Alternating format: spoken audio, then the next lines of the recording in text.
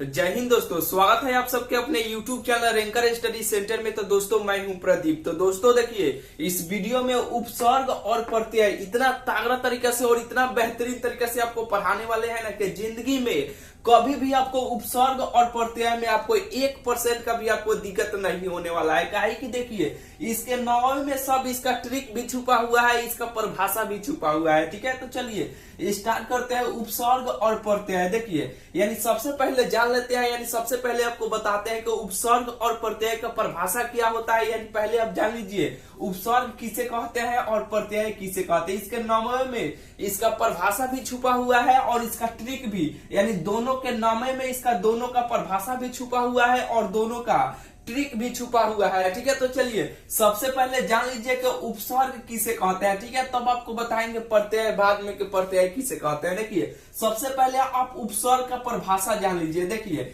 यानी देखिए आपको देखने में ये कैसा लग रहा है, उपसर्ग और प्रत्यय, उपसर्ग और प्रत्यय, यानी दोनों भाई ऐसा लग रहा है कि नहीं कि उपसर्ग यानी उपसर्ग और प्रत्यय। जैसे कि राम श्याम, यानी कहीं पर भी कहिएगा राम और श्याम तो बुझाएगा कि जैसे कि दो गो व्यक्ति है। ठीक है, कोई पूछेगा आपका नाम क्या है और आपका नाम क्या है, यानी दो गो दोस्त है। ठीक है, कहीं आप गए हैं, ठीक है, कहीं आप गए हैं और दोनों का शकल एक ही जैसा मैच कर रहा है। तो कोई पूछेगा कि भाई आपका नाम क्या है, तो राम। आपका नाम क्या है, तो श्याम। ठीक है, तो राम श्याम, तो कोई आइडिया लगाए कि वो ये दोनों एक ही जैसे शकल ऐसा लग रहा है, तो हो सकता है कि दोनों भाई होंगे। ठीक है, ऐसा लगता है कि नहीं। तो उसी तरह ये भी लग रहा है कि नहीं, उपसर्ग और प्रत्यय ये दोनों भाई ऐसा लग रहे हैं कि नहीं, बिल्कुल भाई ऐसा लग रहे हैं। और जब ये भाई ऐसा लग रहे हैं तो ये इसका पिताजी भी कोई होगा। ठीक है, इसका मान लीजिए कि ये दोनों भाई हुए तो इसका पिता तो कोई होगा, जरूर होगा। तो इसका पिता यानी उपसर्ग और प्रत्यय का पिता का नाम शब्दांश है। क्या है, उपसर्ग और प्रत्यय के पिताजी का नाम क्या है, शब्दांश है। क्या है, शब्दांश है। हालांकि देखिए पिताजी से यानी दोनों का लेना देना कुछ नहीं है, यानी केवल इसका परिभाषा इसके पिताजी से यानी बन जाता है। जैसे कि देखिए, यानी ये दोनों भाई जैसा जब लग रहे हैं तो इसका पिता भी क्या है, इनका पिताजी का नाम क्या है, शब्दांश है। क्या है, शब्दांश है। तो देखिए इसका परिभाषा इसी से रिलेटेड आप बनाइएगा। क्या, जैसे कि मान लीजिए आपका कोई, जैसे कि आपका पिताजी का जो सरनेम रहता है, जैसे कि कुछ भी होता है तो आपका भी बाद में जाकर वही टाइटल लगता है कि नहीं, बिल्कुल लगता है। ठीक है, उसी तरह ये भी है, शब्दांश हो गए। ठीक है, ये देखिए ये जैसे कि शब्दांश के दो गो पुत्र, कितना पुत्र, दो गो पुत्र, यानी दो गो, यानी शब्दांश दो प्रकार के, कितने प्रकार के, दो प्रकार के, यानी शब्दांश के दो गो पुत्र। एक क्या है, एक उपसर्ग एक प्रत्यय। ठीक है, कोई भी पूछेगा, हालांकि देखिए ये पिताजी है, लेकिन आपसे कोई पूछेगा कि शब्दांश कितने प्रकार के होता है, यानी कितने प्रकार के होते हैं, तो दो प्रकार का होता है। कौन कौन, एक उपसर्ग होता है और एक प्रत्यय होता है। ठीक है, आप बिल्कुल बता दीजिएगा, लेकिन इसका परिभाषा जिंदगी भर के लिए, परमानेंट के लिए आप कैसे याद रखिएगा। देखिए, यानी इसके नामे में इसका छुपा हुआ है परिभाषा और इसका ट्रिक भी। जैसे उप, देखिए उपसर्ग आप अपने से उच्चारण कीजिए, यानी उपसर्ग, उपसर्ग यानी उप, यानी क्या है, उप प यानी पहले, क्या होगा, उप यानी पहले, क्या होगा, ये पहले, यानी उप यानी पहले, यानी ये पहले लगा होगा वही उपसर्ग होगा। इसी से हम परिभाषा भी बनाएंगे, यानी पहले, यानी जो बाद में रहेगा प्रत्यय होगा, यानी उप यानी पहले, जो बाद में होगा प्रत्यय होगा। कहे कि ये दोनों भाई ऐसा है, उपसर्ग और प्रत्यय।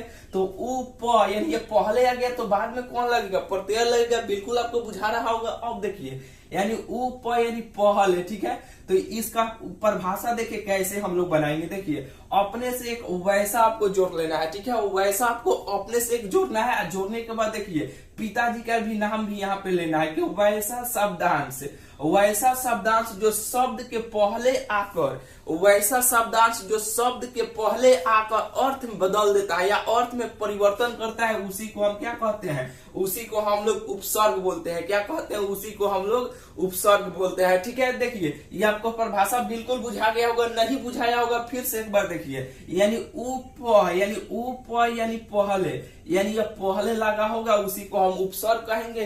तो वैसा शब्दांश, पिताजी का भी नाम यहाँ पे लेना है कि वैसा शब्दांश जो शब्द के पहले आकर, यानी शब्द के पहले आकर अर्थ बदल देता है या अर्थ में परिवर्तन कर देता है, उसी को हम उपसर्ग कहते हैं। बिल्कुल आपको बुझा गया होगा कि उपसर्ग किसे कहते हैं। ठीक है, अब चलिए इसे आप पहचानिएगा कि ये सब जैसे कि शब्द दे दिया जाता है, पूछा जाता है कि इसमें बताइए उपसर्ग कौन है, प्रत्यय कौन है। अभी प्रत्यय तो पढ़ाने वाले हैं, लेकिन उपसर्ग कौन है। ठीक है, ट्रिक से मात्र 2 सेकेंड में देखिएगा, बताइएगा कैसे आप बताइएगा कि इसमें उपसर्ग कौन लगा है, यानी उपसर्ग क्या है। ठीक है, जैसे कि देखिए यहाँ पे उदाहरण है, जैसे कि पूछा जाएगा कि आजीवन में उपसर्ग कौन है। ठीक है, यानी कि आजीवन में उपसर्ग बताए और 4 गो ऑप्शन दे दिया जाएगा। तो कैसे पहचानिएगा, यानी उप, यानी उप यानी पहिले कौन होगा, यानी उप।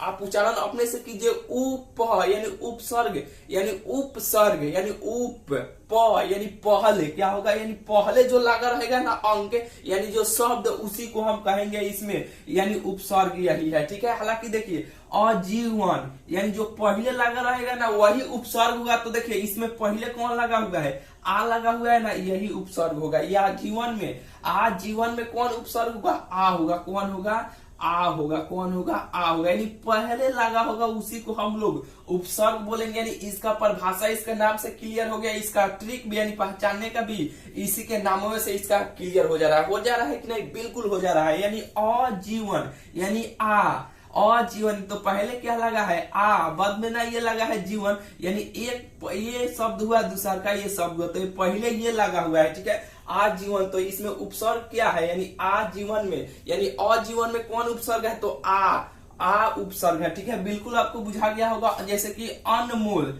यानी अनमोल, यानी 2 शब्द से मिला हुआ है ना अनमोल, तो उपसर्ग कहाँ पे रहता है, उपसर्ग पहले रहता है। ठीक है, तो पहले कौन है, अन है, तो इसमें कौन हो जाएगा, अनमोल में उपसर्ग कौन हो जाएगा, अन हो जाएगा। कौन होगा, अन हो जाएगा। और जैसे कि सुजान हो जाएगा, जैसे कि दिया है कि सुजान में, जैसे कि पूछा जाएगा आपके बोर्ड एग्जाम में कि सुजान में बताइए उपसर्ग कौन है। ठीक है, तो पहले, यानी आप दिमाग वहां पे चलाइएगा, उप यानी पहले, यानी उपसर्ग तो यानी पहले, यानी पहले जो अंक लगा रहेगा ना वही उपसर्ग होगा। तो सुजान में कौन है उपसर्ग, यानी सु है। ठीक है, बिल्कुल आपको बुझा रहा होगा। ठीक है, यानी बिल्कुल आपको ये बुझा गया होगा। ठीक है, लेकिन देखिए इतना से तो ये उप यानी पहले जो लगा रहेगा वो तो उपसर्ग हो जाएगा, लेकिन कुछ अपवाद में आता है। ठीक है, इसी से रिलेटेड आपके बोर्ड एग्जाम में पूछा जाता है। हालांकि ये तो बहुत आसान है, पहले जो लगा रहेगा कोई भी देखकर बता देगा कि इसमें यानी उप यानी पहले, यानी इसमें पहिल का जो है वो उपसर्ग है, ये अन उपसर्ग है, ये सु उपसर्ग है, ये कोई भी बता देगा। लेकिन जो अपवाद यहाँ पे होता है ना इससे रिलेटेड, यानी यही 4 गो अपवाद है, बस 4 गो। देखिए ये कोई नहीं जानता है कि ये, इसमें बहुत सारे लड़कों को कंफ्यूजन होता है उपसर्ग और प्रत्यय में। लेकिन आपको इस वीडियो के देखने के बाद क्या बोले हैं शुरू में, 1% का भी आपको दिक्कत नहीं होने वाला है, तो नहीं होने वाला है। ठीक है, यानी देखिए 4 गो यहाँ पे अपवाद है। ठीक है, यही चारों से आपके बोर्ड एग्जाम में यही से आपका सवाल बनता है। ठीक है, अब बहुत सारे लड़कों गलती करके चल आते हैं। तो चलिए ये अपवाद क्या है, इससे पहले आपको ये जान लीजिए कि संस्कृत में देखिए कोई भी पूछा जाएगा, हालांकि बोर्ड एग्जाम में कभी पूछा नहीं गया, लेकिन कभी भविष्य में पूछ दिया जाए। ठीक है, तो अगर पूछा जाएगा कि संस्कृत में उपसर्ग कितने होते हैं, ठीक है, यानी संस्कृत में उपसर्ग कितना होता है, तो संस्कृत में 22 गो होता है। कितना होता है, 22 गो होता है। और देखिए यहीं पे हिंदी में पूछा जाएगा कि हिंदी में उपसर्ग कितना होता है, तो 13 गो होता है। कौ गो होता है, 13 गो होता है। ठीक है, और यहीं पे देखिए अरबी में पूछा जाएगा कि अरबी में उपसर्ग कितना होता है, तो 19 गो होता है। कितना होता है, 19 गो होता है। हालांकि एक रफ में आप यहाँ पे जैसे आप फेयर बनाइएगा ना उसमें आप लिख लीजिएगा, जब भी इस पन्ने को अपना पलटिएगा तो एक बार इसमें ध्यान दे दीजिएगा कि संस्कृत में 22 गो और हिंदी में 13 गो, अरबी में 19 गो। ठीक है, ये उपसर्ग इतना होता है। ठीक है, ये याद रखिएगा। ठीक है, अब चलिए ये जो अपवाद है ना, ये क्या अपवाद है, देखिए अगर उत्पत्ति रहेगा, क्या है कि उत्पत्ति रहेगा, उ आधा तो पति, इस तरह का कोई भी शब्द रहेगा या उत्पत्ति रहेगा, ठीक है, उसमें उपसर्ग कौन लगा रहेगा, उत लगा रहेगा। कौन होगा, उत रहेगा। क्या रहेगा, उत रहेगा। ठीक है, यहाँ पे देखिए उत रहेगा। ठीक है, यानी उसमें उत उपसर्ग लगा रहेगा। ठीक है, अगर ऐसा स्वागतम जैसे स्वागत में कौन सा उपसर्ग है, तो सु है। ठीक है, ये अपवाद है, ये नहीं कि आप ये से रिलेटेड करने लगी कि प यानी पहले। ठीक है, यानी पहले इसमें तो उ आधा तो हो जाएगा, ये हो जाएगा, ऐसा नहीं। ठीक है, यानी स्वागत है तो आधा स हो जाएगा। ठीक है, इसमें ये जैसे कि उपसर्ग पूछा जाएगा कि स्वागत में बताइए उपसर्ग कौन है, तो आप सीधा आधा स देखकर आप मार दीजिएगा कि आधा स उप यानी पहले, ठीक है, यानी पहले जो रहता है वही उपसर्ग रहता है, बिल्कुल आपका गलत हो जाएगा। ये चार को जो है ना ये अपवाद में होता है, काती में होता है, अपवाद में होता है, ये चारों को आप याद रख लीजिएगा, यानी याद कर लीजिएगा। यानी उत्पत्ति, इस तरह का कोई भी शब्द बनेगा उसमें उत उपसर्ग रहेगा, ठीक है। अगर स्वागत इस तरह का रहेगा लिखा हुआ था, स से कोई भी शब्द स्टार्ट होता है, अगर पूछा जाएगा उसमें बताइए कि उपसर्ग कौन है, ठीक है, तो आधा यानी सु हो जाएगा, ठीक है। और यहीं पे देखिए दुर्गुण क्या है कि दुर्गुण, दुर्गुण में पूछा जाएगा तो उपसर्ग कौन हो जाएगा, दूर हो जाएगा, कौन होगा, दूर हो जाएगा। अत्याचार, यानी अत्याचार में जब पूछा जाएगा तो अति हो जाएगा, क्या होगा, अति हो जाएगा, क्या होगा, अति, इसमें उपसर्ग लगा है, ठीक है, अति, ठीक है। यानी इससे जैसे कि देखिए अब इसे क्या, ये इसे क्या भी मतलब निकला, जैसे कि ई, जैसे कि उत्पत्ति पूछा जाएगा तो उत होगा, स्वागत होगा तो सु होगा, दुर्गुण होगा तो दूर होगा, अत्याचार होगा तो अति होगा। आपको बिल्कुल बुझा गया होगा। अब इससे रिलेटेड कैसा सवाल पूछा जाएगा, जैसे कि देखिए अगर उत्पत्ति यहाँ पे दिया गया है ना, अगर उत्पत्ति से अगर उत सुख भी पूछा जाएगा ना कि उत सुख में बताइए कौन सा उपसर्ग है, तो आप आधा देख कर यानी उप यानी पहले खाली उए मत मार दीजिएगा, यानी उत इस तरह से ये लिखा रहा है ना, तो इसमें क्या, इसमें कौन सा, इसमें कौन प्रत्यय है, यानी इसमें देखिए उत प्रत्यय है, कौन है, उत प्रत्यय है, ठीक है। यहाँ से आप रिलेटेड कीजिएगा, यानी आधा तो यहाँ पर था, यहाँ पे उ आधा तो, ये सुख ना, ये देखिए दुइये गो से उ आधा तो से स्टार्ट है, तो इसमें कौन सा उपसर्ग लगा हुआ है, इसमें उत उपसर्ग लगा हुआ है, ठीक है। बिल्कुल आपको बुझा रहा होगा। इससे रिलेटेड कोई भी सवाल पूछा जाएगा, जैसे कि देखिए यहाँ पे देखिए अब अत्याचार था ना, तो अत्याचार में कौन सा उपसर्ग था, यानी अति है ना, अति, तो अगर यहाँ पे अब यह अधिक भी पूछा जाएगा ना, अब यह अधिक भी पूछा जाएगा कि अब यह अधिक में बताइए कौन सा उपसर्ग है, तो आप ये दो को देखकर आप ये मत मार दीजिएगा कि इसमें अ है, इसमें उपसर्ग लगा हुआ है, बिल्कुल आपका गलत हो जाएगा। यानी अत्याचार से, ये चार को याद करने में क्या जाता है, चार को आप बिल्कुल याद कर लीजिए, चार को आप हमारे साथ बोलिए कि उत्पत्ति में उत रहेगा, स्वागत में सु रहेगा, दुर्गुण में दू रहेगा, अत्याचार में अति रहेगा, 2-3 बार बोलिएगा, बिल्कुल आपको यह याद हो जाएगा, ठीक है। इससे रिलेटेड कोई भी उपसर्ग पूछा जाएगा आराम से आप बता दीजिएगा, ठीक है। अब यह अधिक में पूछा जाएगा कि उपसर्ग कौन है, तो क्या है, इससे रिलेटेड यहाँ पे लिखा रहा है ना, तो ये इसमें कौन सा उपसर्ग हो जाएगा, अति उपसर्ग हो जाएगा, कौन होगा, अति उपसर्ग हो जाएगा, ठीक है। बिल्कुल आपको बुझा रहा होगा, ठीक है। अगर यहाँ पे दुर्गुण है, अगर दर्जन भी पूछा जाएगा तो इसमें कौन हो जाएगा, दूर उपसर्ग हो जाएगा, ठीक है। ये आपको बिल्कुल हमेशा के लिए आपको चारों याद कर रखना है, ठीक है। दिमाग में हमेशा के लिए चारों आपको फिट करके रखना है, ठीक है। ये तो हो गया, यानी उपसर्ग का खेला खत्म हो गया। आप कोई भी उपसर्ग बनाइएगा बिल्कुल आप आराम से बना लीजिएगा। एक तो आप ट्रिक लगाइएगा, यानी पहले जो रहेगा उपसर्ग होगा और जो बाद में होगा प्रत्यय होगा, उप यानी पहल, ठीक है। तो पहले से पहचान लीजिएगा। अगर ये से भी काम नहीं होता है तो ये चारों में से कोई ना कोई एक ट्रिक लगाइएगा, इसी से रिलेटेड वो सवाल बना होगा, या उसी से रिलेटेड वो शब्द होगा, और इससे रिलेटेड जब शब्द होगा तो इसमें से देख लीजिएगा किससे रिलेटेड किससे मिल रहा है, वही हुआ उसका उपसर्ग हो जाएगा। बिल्कुल आपको बुझा गया होगा। अब चलिए अब आइए प्रत्यय किसे कहते हैं, क्या है कि प्रत्यय यानी उप और उपसर्ग तो हो गया। अब प्रत्यय देखिए, यानी प्रत्यय किसे कहते हैं, तो देखिए यानी इसका पिताजी कौन है, शब्दांश है ना, यानी दोनों के पिताजी कौन है, यानी शब्दांश है, तो इसी से रिलेटेड भी इसका परिभाषा बनाएंगे। जैसे कि उपसर्ग का जिस तरह बनाया है ना, उसी तरह प्रत्यय का भी बनाएंगे। यानी देखिए उप यानी पहले आता था उपसर्ग और बाद में यानी प्रत्यय आएगा, तो वैसा शब्दांश, पिताजी का भी नाम लेना है कि वैसा शब्दांश जो शब्द के बाद में आकर अर्थ में परिवर्तन कर देता है या अर्थ को बदल देता है, उसे हम प्रत्यय कहते हैं। यानी बाद में, यानी यहाँ पे पहले है ना, यहाँ पे बाद लिख लीजिएगा, आराम से इसका परिभाषा हो जाएगा, ठीक है। बिल्कुल इसका परिभाषा भी आपको बुझा गया होगा, नहीं बुझाया है, बिल्कुल आपको बुझा गया है, ठीक है। तो चलिए कैसे आप पहचानिएगा कि इसमें कौन सा प्रत्यय है, ठीक है, कौन सा उपसर्ग है। देखिए यहाँ पे प्रत्यय पहले पहचानने के लिए देखिए, यानी जैसे कि दिया जाएगा निबंध में बताइए प्रत्यय कौन है, ठीक है। तो सबसे पहले दिमाग में आपको ये चलाना है आइडिया, यानी उपसर्ग यानी प्रत्यय पूछा गया है ना, तो प्रत्यय उपसर्ग दोनों भाई ऐसा है, दोनों जब भाई ऐसा है तो प्रत्यय यानी उप यानी उपसर्ग यानी उप यानी पहले जो लगा रहता है वो उपसर्ग होता है और उस पर से 4 गो अपवाद में रहता है, उपसर्ग के लिए होता है, ठीक है। और जो बाद में लगा रहता है वह प्रत्यय होता है। क्या होता है, जो बाद में लगा रहता है वह प्रत्यय होता है। तो इसमें प्रत्यय पूछा गया, जैसे कि देखिए पूछा गया कि निबंध में बताइए कौन सा प्रत्यय है, ठीक है, कि निबंध में बताइए प्रत्यय कहाँ पे लगा हुआ। तो इसमें देखिए यानी प्रत्यय यानी वो पहले, तो पहले ये आ गया तो बाद में कौन लगा रहेगा, प्रत्यय, ठीक है। तो इसमें बद्ध है, क्या होगा, इसमें बद्ध है, यानी बाद में यही ना दो अंक लगा हुआ है बद्ध,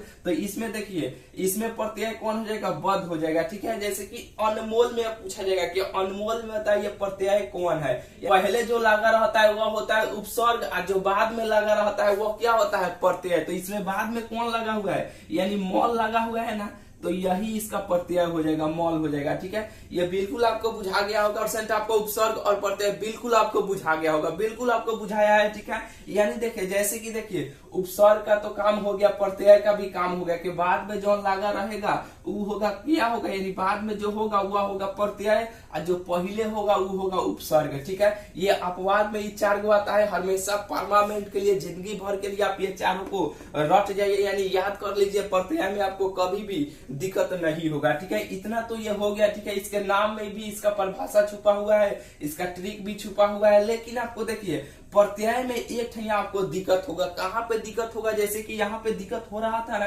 यानी पहले, यानी जो पहले था तो वह उपसर्ग है, या जो बाद में है वो प्रत्यय है, तो पहिलका से यहाँ पे इस तरह दे दिया जाएगा, तो आप तो गलती कर दीजिएगा, काहे कि यह अपवाद में होता है, ठीक है। उसी तरह यहाँ पर भी देखिए, जैसे कि अनमोल है, इसमें अपवाद कोई नहीं होता है भाई, इसमें उपसर्ग में अपवाद होता है जो 4 गो होता है, इसमें देखिए प्रत्यय में कोई अपवाद नहीं होता। होता क्या है, देखिए यहाँ पे देखिए निबंध जो बाद में होता है ना वही प्रत्यय होता है, ठीक है। ये प्रत्यय ये तो हो गया, लेकिन इसमें देखिए जब भी आप प्रत्यय का सवाल बनाइएगा ना, तो एक बार अपने से आप उच्चारण कीजिएगा, लास्ट वाला, यानी लास्ट वाला उच्चारण कीजिएगा, यानी मन से जो भी कंठ से आपका आवाज निकलेगा ना वही प्रत्यय होगा। जैसे कि देखिए इसमें निबंध, तो ये तो सीधा है कि निबंध, बंध आ रहा है तो ये प्रत्यय होगा। अनमोल, मोल यानी मोल हो गया, ठीक है। इसको आप उच्चारण कीजिए, यानी अपने से इसका उच्चारण कीजिए, इसका क्या आवाज आपसे आ रहा है, ठीक है। जैसे इच्छा, इच्छा आ रहा है ना, तो इसमें क्या है,